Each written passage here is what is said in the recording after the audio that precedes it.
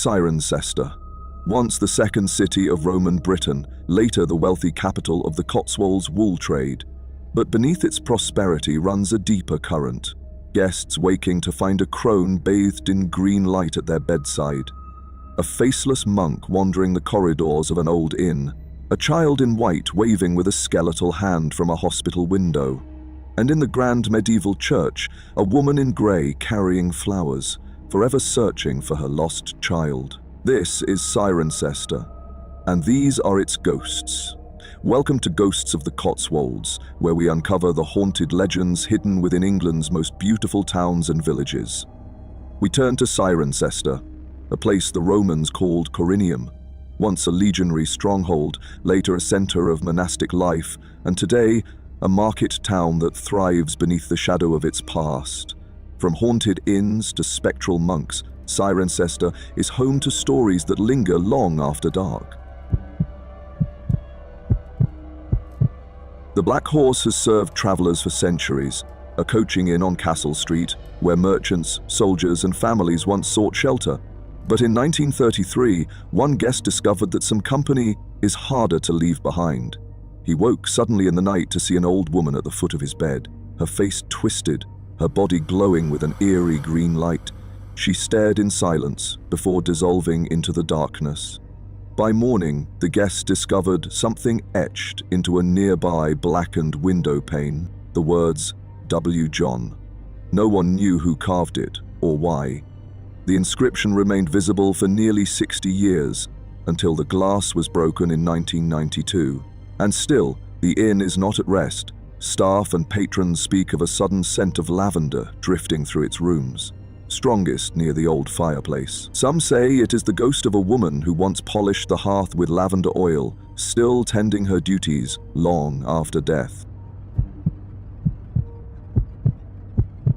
In the heart of the marketplace stands the King's Head, a 16th century coaching inn whose walls have seen merchants, nobles, even royalty pass through, but it is not only the living who walk its halls. Guests and staff speak of a monk drifting silently through its upper corridors, his robe dark, his face completely absent, a blank void where features should be.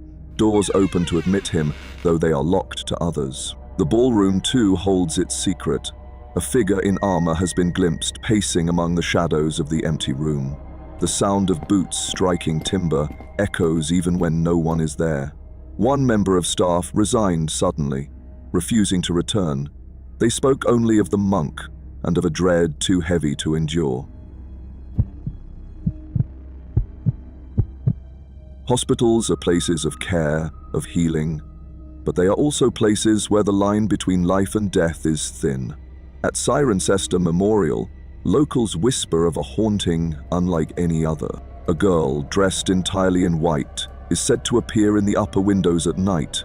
Sometimes she raises her hand in a wave, but those who see her swear that the hand is skeletal. Skin shrunk or absent, the bones stark against the dark. Those who encounter her often break down in tears without knowing why. Staff speak of glimpsing her figure in long corridors, only for her to vanish around the merest turn. No one knows who she was. Was she a child patient who never left? A daughter of the town bound to the place where she died? Her story remains hidden, her presence remembered only in fleeting, spectral glimpses.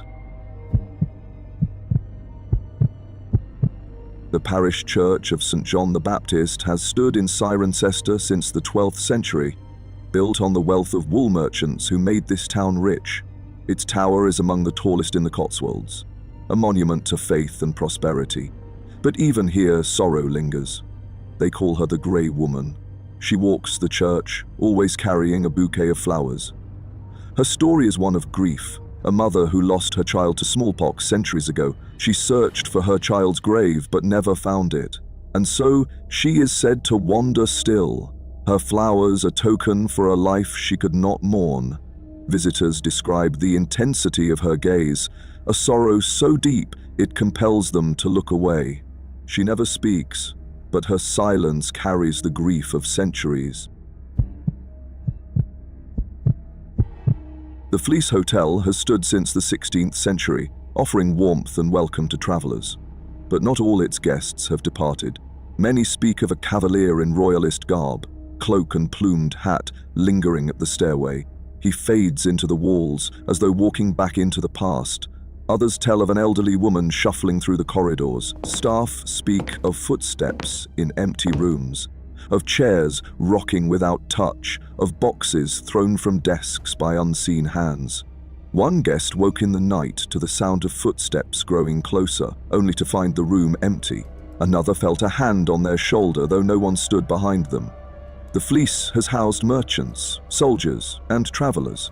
If the stories are true, some remain, unwilling or unable to leave. Cirencester has been called the capital of the Cotswolds, but its history reaches far deeper. From Roman Corinium to medieval Wooltown, from Civil War crossroads to modern market square, every age leaves traces. Perhaps it is this depth of history that explains the hauntings. The faceless monk, the child in white, the cavalier, the grey woman, the lavender-scented hearth. Each a memory etched into stone, refusing to be forgotten. If you've enjoyed walking through Cirencester's haunted past, why not explore Byberry, where vanishing figures haunt Arlington Row, and travellers still whisper of the Catherine Wheel Inn. And remember, every Cotswold town carries its shadows. Please subscribe to this channel to be alerted to the next episode of Ghosts of the Cotswolds.